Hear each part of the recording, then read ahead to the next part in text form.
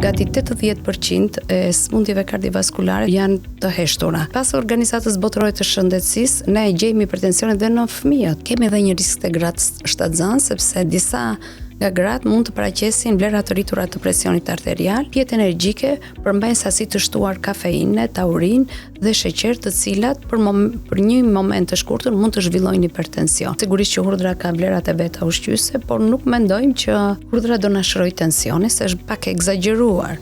Absolutisht, shenjat e tensionit të ulët dhe të lartë janë njësoj.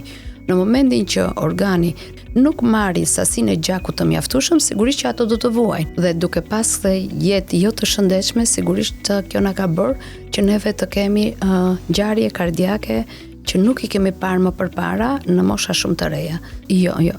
Gjatë periudhës së tyre, sepse ato kanë edhe një stres psikosocial, mund të jetë të shoqëruar dhe me vlera të tensionit arterial të larta.